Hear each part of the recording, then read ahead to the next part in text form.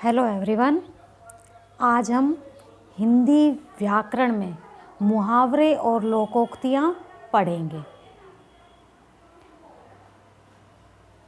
मुहावरे क्या होता है? जब कोई वाक्यांश यानी वाक्य का अंश, पूरा वाक्य नहीं होता है। वाक्यांश क्या होता है? वाक्य का अंश, वाक्य धन अंश, वाक्य का टुकड़ा, एक हिस्सा उसका अपने शाब्दिक या साधारण अर्थ को छोड़कर किसी विशेष अर्थ का बोध कराता है, वह मुहावरा कहलाता है। तो जो वाक्य का अंश होता है, जैसे हमने कहा तुम तो ईद के चांद हो गए, राम तो ईद का चांद हो गया। ईद का चांद होना, अब ईद का चांद होना यहाँ मुहावरा है। क्या अर्थ है इसका? कि बहुत कम दिखाई देना। जैसे ईद का चांद रमज़ान के महीने में जब ईद आती है जब दिखाई देता है, यानी कि साल में 2 बार ईद आती है जब चांद दिखाई देना, यानी कभी कभी दिखाई देना। तो वही चीज़ है कि राम तो ईद का चांद हो गया। कृष्ण यशोदा की आंखों के तारे थे। आंखों का तारा होना, अब ये तो है नहीं कि उनकी आंखों में तारे थे, नहीं, आंखों का तारा यानी बहुत प्यारा होना। तो ये आंखों का तारा, पूरा वाक्य कृष्ण यशोदा की आंखों के तारे थे। तो आंखों का तारा होना, ये जो वाक्य का अंश है, ये जो 3-4 वर्ड है आंखों का तारा होना, इनका अपना शाब्दिक अर्थ नहीं है, इनके शब्दों का अर्थ नहीं है, बल्कि वो एक विशेष अर्थ दिखा रहे हैं। इसके साधारण अर्थ को छोड़कर विशेष अर्थ का बोध कराता है, वह मुहावरा कहलाता है। अब देखिए मुहावरों की विशेषताएं दी गई हैं। ये सब पढ़ने की चीज़ें हैं, इसकी डेफिनेशन आपको लर्न करने की ज़रूरत नहीं है कि मुहावरा किसे कहते हैं, ये पेपर में आएगा या कभी और। आपको लेकिन पता होना चाहिए कि मुहावरा क्या होता है, लोकोक्ति क्या होती है। अब लोकोक्ति क्या होती है? लोकोक्ति होती है लोक धन उक्ति। लोकोक्ति का अर्थ क्या होता है? लोक यानी कि लोक मीन्स होता है संसार, और उक्ति कही गई या कथन। उक्ति क्या होता है? कथन, यानी प्रसिद्ध कथन, जो संसार में प्रसिद्ध कथन है, यानी कि जो कहावत चली आ रही है जो पहले से, कि एक अनार 100 बीमार, यानी कि अनार का दाना अनार एक है जबकि बहुत सारे बीमार हैं जिनको अनार की आवश्यकता है। मतलब इसका कहने का क्या हुआ कि ज़रूरत बहुत से लोगों को है, लेकिन वस्तु नहीं है, इतनी चीज़ नहीं है, यानी कि वस्तु का आवश्यकता से बहुत कम होना। या ऊँट के मुंह में जीरा होना, तो ऊँट के मुंह में जीरा होना यानी ऊँट कितना बड़ा है और उसके मुंह में एक जीरा का जीरा कितना सा टुकड़, छोटी सी चीज़ होती है एक जीरा। आपने देखा है, सब जानते हो जीरा क्या होता है ना? कि आवश्यकता अधिक और बहुत कम मिलना, आवश्यकता से कम मिलना, वो होता है ऊँट के मुंह में जीरा। कि जब हमें ज़्यादा आवश्यकता हो और हमें थोड़ा सा दे दिया जाए, तो वहाँ ये कहावत सिद्ध हो जाती है, ये कहावत या लोकोक्ति हो जाती है कि ऊँट के मुंह में जीरा वाली कहावत लागू हो जाती है। ये होती है लोकोक्ति। अब लोकोक्ति और मुहावरे में अंतर समझ आ गया? वो होती है कि जो संसार में प्रसिद्ध कोई कथन हो वो, और मुहावरा जो अपने शाब्दिक या साधारण अर्थ को छोड़कर किसी विशेष अर्थ का बोध कराता है, वो मुहावरा कहलाता है। दोनों का डिफरेंस पता लग गया अब आपको? अब मुहावरों की विशेषताएं क्या है? आप सभी के पास अपनी बुक है, आप उसमें से रीड भी कर लेना। एक्सप्लेन मैं कर देती हूँ, आप अच्छे से उसमें से रीड करना। मुहावरे अपने साधारण अर्थ को छोड़कर विशेष अर्थ का बोध कराते हैं, राइट? ये चीज़ बता दी हमने। मुहावरे का प्रयोग वाक्य के प्रारंभ में, मध्य में या अंत में कहीं भी किया जा सकता है। जब हम कोई भी वाक्य बनाते हैं, मुहावरा दे दिया, जैसे अभी आपको मैंने समझाया कि आँखों का तारा होना, या हमने कह दिया कि आकाश से बातें करना, आकाश से बातें करना। अब आकाश इतना ऊपर है, अब बातें करना मतलब ये तो है नहीं कि उससे बात करने का मतलब कि उससे आमने सामने बात करेंगे इतने ऊपर हम जाके। आकाश से बातें करना इस मुहावरे का अर्थ है बहुत ऊंचा होना, ऐसा प्रतीत होता है जैसे वो आकाश से बातें कर रहा हो। तो इसका जैसे हिमालय की चोटियाँ आकाश से बातें करती हुई प्रतीत होती है। दूर से अगर हम देखते हैं तो ऐसी लगती है जैसे वो आकाश से बातें कर रही है, मतलब आकाश के इतनी ज़्यादा ऊंची है कि ऐसा प्रतीत होता है कि आकाश के बराबर हो। ठीक है।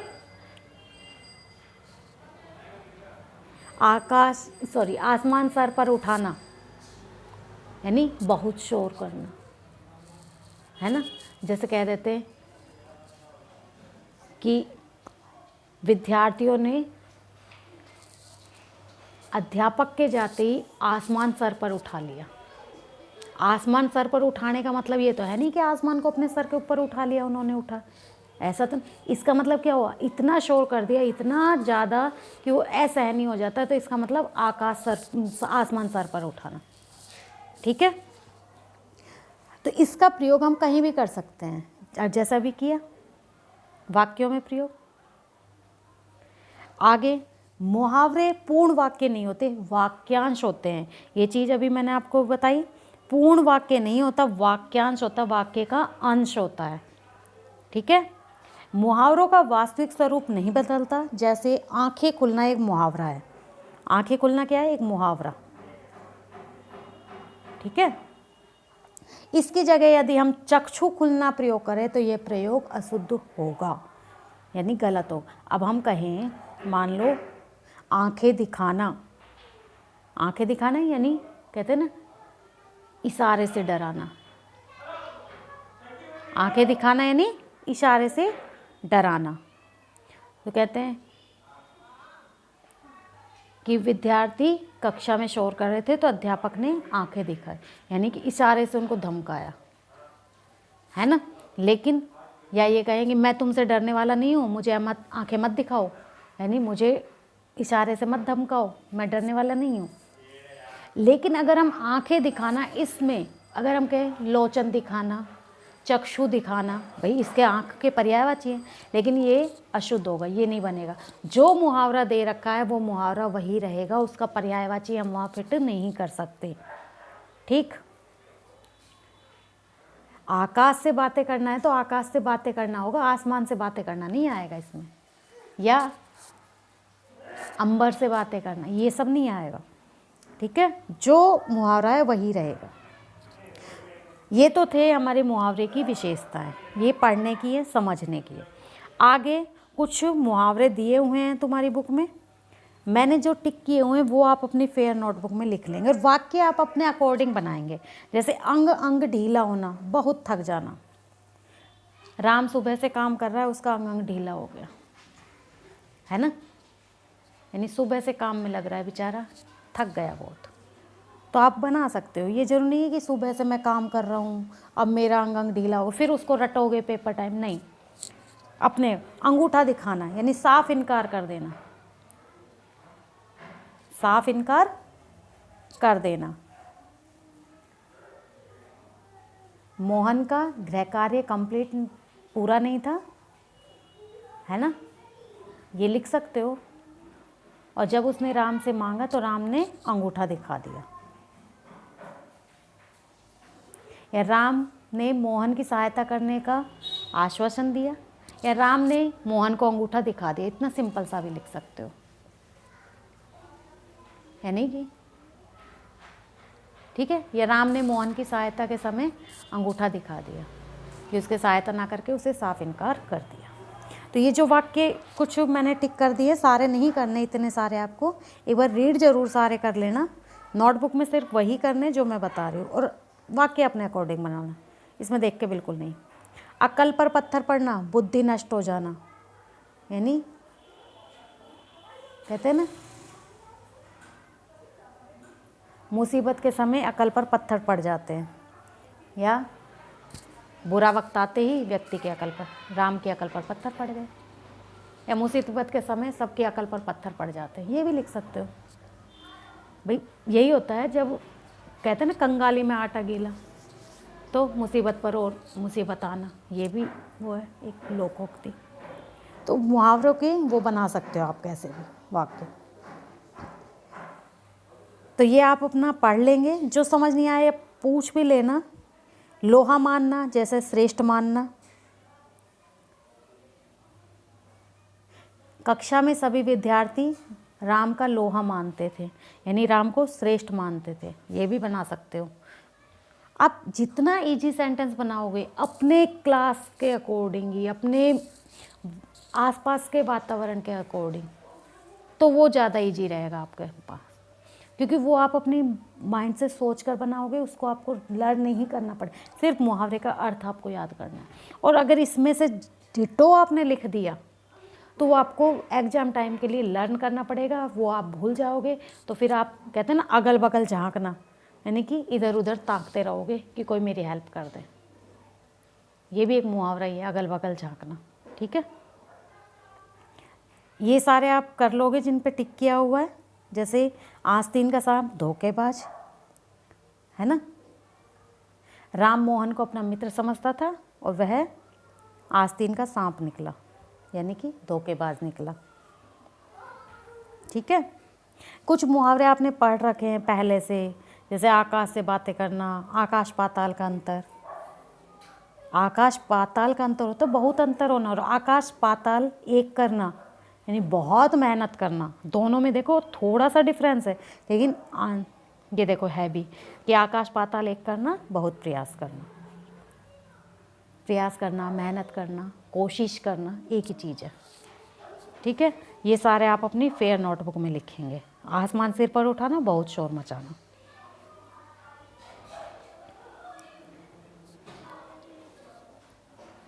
ईद का चांद होना, बहुत दिनों के बाद दिखना या बहुत कम दिखाई देना, है ना, काफ़ी समय के बाद दिखाई देना।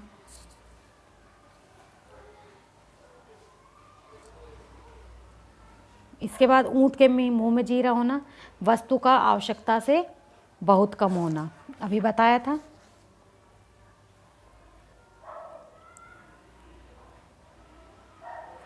कमर कसना, तैयार हो जाना। बच्चों ने परीक्षा के लिए कमर कस ली, यानी परीक्षा के लिए तैयार हो गए बच्चे, है ना। ये भी लिख सकते हो, ज़रूर नहीं है कि जवान ही दुश्मन पर हमला कर दिया तो कमर कस लो। भाई तुम भी कमर ही कसते हो, एग्ज़ाम के लिए तैयारी करते हो, जी तोड़ मेहनत करते हो, तब एग्ज़ाम क्लियर होता है, ऐसे तो नहीं बैठे बैठे हो जाएगा।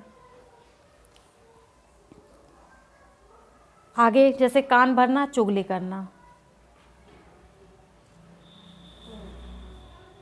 राम ने मोहन के खिलाफ अपने साथियों के कान भर दिए, लिख सकते हो। आप कहोगे मैडम को बस राम और मोहन ही याद रहता है।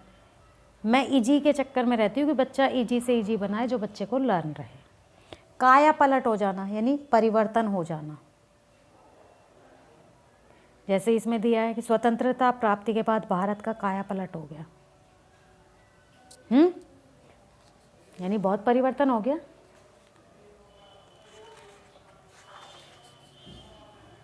इसके बाद कुछ और हैं, जैसे खून पसीना एक करना, जी तोड़ मेहनत करना।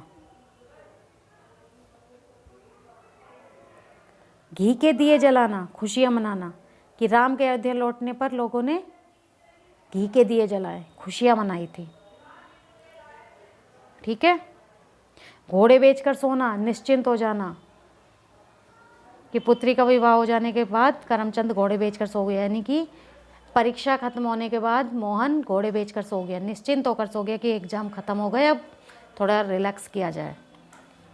ठीक है, निर्लज व्यक्ति यानी चिकना घड़ा, तुम तो चिकने घड़े हो, मेरी बातों का तुम पर कोई असर नहीं होता। जैसे अब आप लोगों से कहते रहते बेटा होमवर्क कंप्लीट कर लो, बेटा लर्न कर लो, कुछ बच्चे कर लेते हैं, कुछ नहीं करते हैं, तो इसका मतलब उनके कहते हैं ना कान पर जू ना रखना, किसी बात का कोई असर ना होना। तो वही चीज़ चिकना घड़ा, निर्लज व्यक्ति, यानी उस पर कोई असर नहीं हो रहा है, क्या कह रहे हैं टीचर, कुछ नहीं पता। इसके बाद देखिए टांग अड़ाना, यानी बाधा डालना।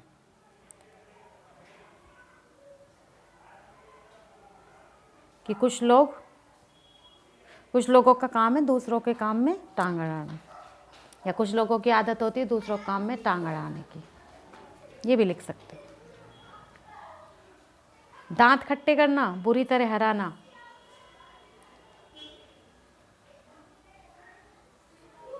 भारतीय सेना ने अनेक बार शत्रु सेना के दांत खट्टे किए हैं। या क्रिकेट पर बना सकते हो, भारतीय खिलाड़ियों ने पाकिस्तानी की टीम के दांत खट्टे कर दिया, यानी बुरी तरह हरा दिया उनको। 9-2-11 होना, भाग जाना, पुलिस के आते ही चोर 9-2-11 हो गए। ये तो बहुत अच्छे से याद होगा, पहले से पढ़ रहे हो आप, काफ़ी पहले से। ठीक है, ये आपके मुहावरे हो गए सारे। पेट में चूहे कूदना यानी बहुत भूख लगना। राम ने अपनी माँ से कहा मेरे पेट में चूहे कूद रहे हैं, मुझे खाने को कुछ दे दो, या मेरे पेट में चूहे कूद रहे हैं कि मुझे बहुत भूख लग रही है।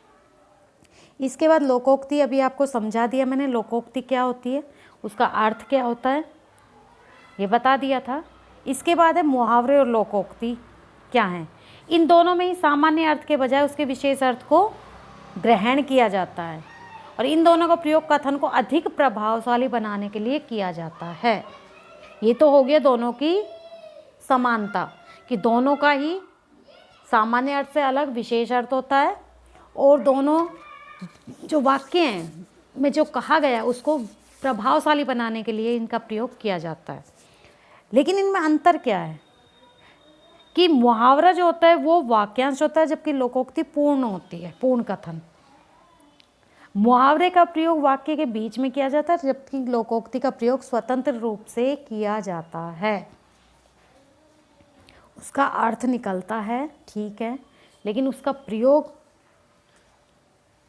सिर्फ उस लोकोक्ति में ही किया जाता है, वैसे वाक्यांश नहीं होता, वो पूर्ण वाक्य होता है। जैसे कुछ दिए गए हैं इसमें, जैसे एक अनार 100 बीमार, या मुंह में राम बगल में छुरी, यानी मुख में राम राम का उच्चारण करना और बगल में छुरी होना, ये तो इसका सामान्य अर्थ हो गया। और इसका जो लोकोक्ति का अर्थ है वो क्या है कि कपटपूर्ण व्यवहार करना, कि कहते हैं ना आगे से तो राम राम राम राम और पीछे से उसकी जड़ें काटना। तो इसमें कुछ मुहावरे दिए, लोकोक्तियाँ दी गई है, ये आपको अपनी फेयर नोटबुक में लिखनी है, अपनी बुक में से। जैसे अंधों में काना राजा, मूर्खों में थोड़ा पढ़ा लिखा भी व्यक्ति सम्मान पा जाता है, इसका अर्थ है। और इसमें वाक्य का प्रयोग ऐसा नहीं किया जाता है कि बीच में कहीं भी कर दिया, वो पूरी लोकोक्ति एज इट इज लिखी जाएगी। जैसे मोहन अपने गांव में 8वीं पास है, तो लोगों ने कहा, लोग उसे विद्वान समझते थे। किसी ने ठीक कहा है कि अंधों में काना राजा, ये जहाँ कोई भी पढ़ा लिखा ना हो तो वहाँ उसी को ही विद्वान समझने लग गए, 7वीं पास कोई, है ना। या काला अक्षर भैंस बराबर, यानी बिल्कुल अनपढ़ होना। मोहन की दादी को पढ़ना लिखना बिल्कुल नहीं आता, उसके लिए तो काला अक्षर भैंस बराबर है, यानी कुछ भी लिखा हो उसे तो पता नहीं है, बिल्कुल अनपढ़ है, तो उसके लिए काला अक्षर किसके बराबर है, भैंस के बराबर है। कि जैसे भैंस का कलर काला होता है, अगर उसमें काला कहीं भी कुछ भी दिख जाए तो उसे तो भैंस के समान दिखाई दे लगता है, कि काला अक्षर भैंस के बराबर है मेरे लिए। तो ये कुछ लोकोक्तियाँ हैं, आप अपनी बुक में से अपनी फेयर नोटबुक में लिखेंगे। वाक्य खुद बना सकते हो, इसके भी ज़्यादा नहीं है लोकोक्ति, 18 ही हैं, इसलिए आप इनको अपनी फेयर नोटबुक में लिख लेंगे अपनी बुक से। जैसे एक ये समझा दी, एक पंथ दो काज, यानी एक ही साधन से, उद्योग यानी साधन से अन्य कार्य का भी सफल होना, ठीक है। जैसे मैं पेपर देने दिल्ली जा रहा हूँ, लाल किला भी देखाऊंगा, इसे कहते हैं एक पंथ दो काज। ये पेपर देने के लिए जा तो रहा ही हूँ, पेपर भी हो जाएगा और साथ में दिल्ली भी घूमा जाएगा, लाल किला भी देख लेंगे, है ना, दोनों काम हो गए। जिसकी लाठी उसकी भैंस, यानी शक्तिशाली की ही जीत होती है।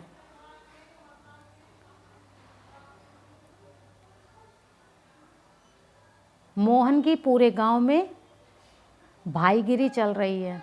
किसी ने सच कहा है कि जिसकी लाठी उसकी भैंस। सब उसको मानते हैं क्योंकि वो बहुत शक्तिशाली है। इसलिए दूध का दूध, पानी का पानी, सच्चा न्याय। आपने जुम्मन शेख और अलगू की कहानी सुनी ना, पढ़ी भी है, इंग्लिश में भी हिंदी में भी, पंच परमेश्वर। तो उसमें बाद में कहा ना कि इसे कहते परमेश्वर का न्याय, पंचों का, सरपंच का न्याय, कि जुम्मन शेख ने दूध का दूध और पानी का पानी कर दिया। अपनी मित्रता ना देखते हुए उसने दूध का दूध, पानी का पानी कर दिया। तो क्या किया? सच्चा न्याय।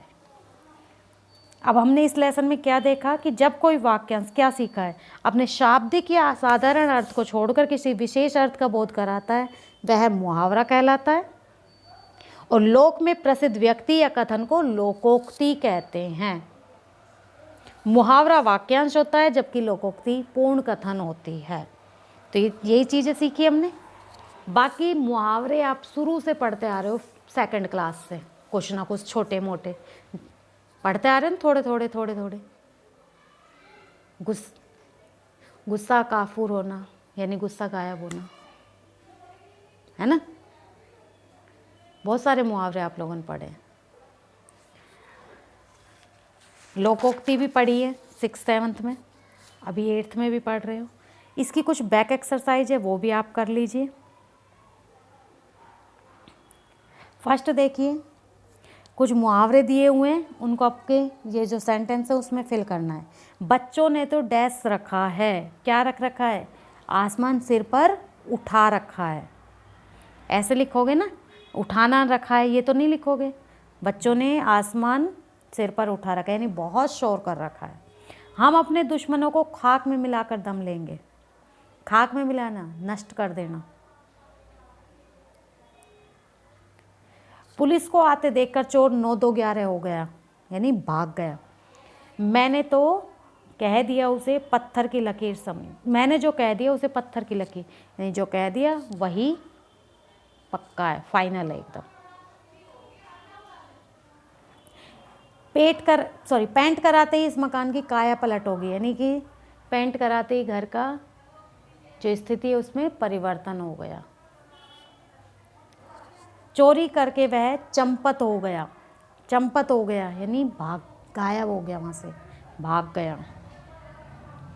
मुहावरों के सही अर्थ पर सही का निशान लगाना है, यानी लोहा मानना, श्रेष्ठ मानना, अभी पढ़ा भी है। एडी चोटी का जोर लगाना, बहुत प्रयास करना, बहुत कोशिश करना। चिकना घड़ा, निर्लज व्यक्ति। निर्लज क्या होता है? जिसको कोई शर्म हया ना हो, ठीक है। अब कुछ लोकोक्ति, उनके अर्थ लिखने, जैसे ऊंची दुकान फीका पकवान, यानी वास्तविकता कम और दिखावा अधिक। वाक्य में प्रयोग आप खुद कर लेना। आगे कुआ पीछे खाई, दोनों ओर से मुसीबत आना।